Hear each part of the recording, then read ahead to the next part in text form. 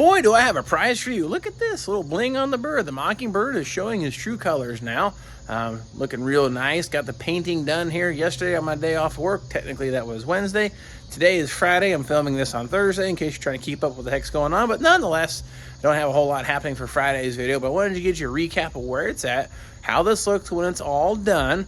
And now remember, it's painted in a garage, so it is not perfect by any stretch of the imagination, but that's okay. We've got ways to clean that up and doctor this paint, and I won't have to respray anything with a little cutting and buffing and take care of some of the trash in the paint. But even professional paint booths end up with some of that too, or maybe not so much some really high-end stuff, but hey, we're doing this thing out here at home. This is what you're going to run into, and I'm going to show you how to clean this paint up and make it look nice. Well, first off, let's just start by kind of sitting back here and checking in all the awesomeness, right? This thing, you remember, was hit hard in the back of the car, twisted this way, buckled, misaligned. Everything did not really work out whatsoever. Had rust problems and some other issues and things like that. But now look at it. She's got some pretty color on it. It's got some shine to it.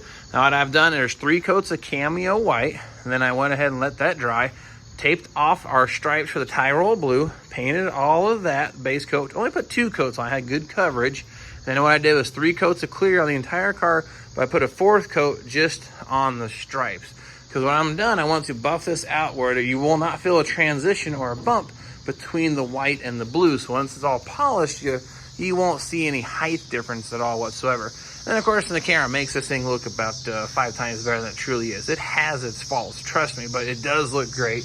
It does look a whole lot more gooder than it did when we started with. That is for dang, I'm sure. And I'm going to show you some of the reasons why I did this. Like I said, we painted this is called stage 2. It's all shiny and it's all pretty, but what you won't find on this car anywhere are any blend lines or tape lines. Got some tape here holding this shut. But like if we get here to our trunk jam area, we're glossy all the way. There's no tape line, there's no fog line, there's nothing going on in here. Same thing back here, our transition between the panels, really nice. Now, I had a little leakage here on my tape job, but pretty sure the weather stripping is going to cover that up just fine. But same thing on this side here. Came out nice. I don't have any weird tape or blend lines inside here. That's one of the things that drives me nuts. That's why I went through all that trouble of doing it the way that we did to help reduce that. Not that tape lines are horrible, just not my preferred method.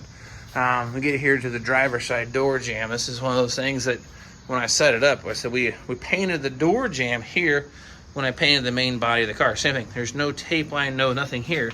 Now, the only place technically there is a tape line, I don't know if I can even get it to show up in the camera. You can see a little line right there, but I tucked it up inside here, brought it around here. You really can't see the tape line. So that came out pretty good. Now, if you look at this paint, if I get the camera to focus, it's a little, there we go. You can see the texture. It's a little textured, but you got approximately 6 coats of paint on that. It has a little bit of texture in it, but that's okay. I have enough material on here. We're gonna do some color sanding or wet sanding and buffing on this to get it cleaned up. And now let me show you some of the things we're going to be combating and trying to fix. Right here, we got a little run. What happened was when I was painting this here, got a little heavy, came down, dripped right through here. Now that's in the clear coat, so I should be able to be careful enough. I can work that out and polish it out. Now sometimes when you get the big glob right here, you'll get some solvent popping in there. You get little pinholes when you try to sand it down. That bump, I think, is shallow enough that we should be able to get that cleaned up. So that's one of the things I'm going to show you how to take care of, some runs. We got one there, and then I did goober up right here too. You can see if I get the light just right. A little got heavy. I was trying to put that 4th coat here on the stripes, and I got a little heavy here. And we got a little bit of a dry line because I had just enough paint left over. I just basically coated these areas here to have more material, but a little bit of a dry line here. But again, I've got at least 3 coats underneath this, and it's actually glossy, but you can see how it just didn't lay out. It didn't plane out real nice, but should be able to work that out pretty good. Now the rest of the car came out like the other side quarter panel. You see a little bit of orange peel. That's all basically going to be sanded out. Then we'll like basically buff that back to a nice shine. But again, I'm probably going to let this sit for a couple weeks before I do any sanding on it. Plenty of time for the paint to cure, shrink, whatever you want to call it. I don't like cutting and buffing on it until that occurs because it helps get rid of, I hate when sand marks come bleeding back through if you guys and gals haven't figured that out yet. Now, of course, you may be wondering, where the heck is the video of me painting this? Well, there isn't one. I was so stressed out or more focused on making sure I did the best possible job I could for this car that grabbing the camera wasn't on my priority list. That's why I did the video before. If you haven't checked it out, go back one video showing you how it was taped off and why and the plan. I got a picture of me. I got a few snapshots, like, you know, taping off the trunk deck right here. You can see what I did. I had the trunk deck off the car, did all the base coat, bolted it on, taped off the stripes like you see here, and then I pulled the trunk deck back off, then painted it off the car, then finished it out this way. It takes a lot of time to do all that.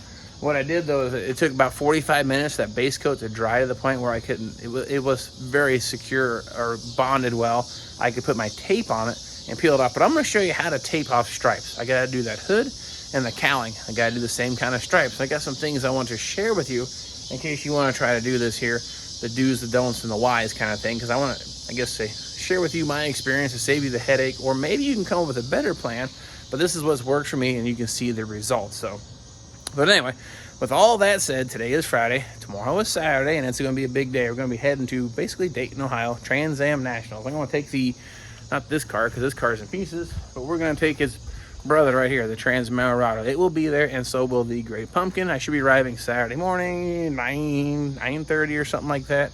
I'm going to be there all day Saturday, go to Tip City Cruise, and then hang out a little while Sunday morning, and I got to get back to life, which is this stuff, and family and work. So nonetheless, appreciate you following me on the journey of these cars. This video is super short. It's kind of get you up to speed, show you where we're at, what we got accomplished. Super happy with that. It's a huge milestone to get to this point on your build. I hope this is helping you get you there just the same. And then we still got to do stage 3. That's going to be painting the hood, the cowling, the spoiler, fender extractors, front bumper pieces, all the little trim pieces that need to be painted. Those are all the little things left that need to be done. So I'll probably do some videoing on painting those things, because those items aren't as big as trying to paint this entire car at one time. Because you see, we start with the fenders all around the whole thing. That's just a whole lot of painting, and I didn't want to mess up or do the best that I possibly could. So nonetheless, I hope to see you here this Saturday at the Trans Am Nationals. If not, no big deal. I'll be there next year with this car, hopefully, in the fleet of birds for the Final Village Garage. And of course, I'm going to, after that, work on my dad's car. So nonetheless, I'm going to get out of here, get my hands cleaned up, shut this place down, and I'll grab the camera, and we'll catch you guys and gals next time.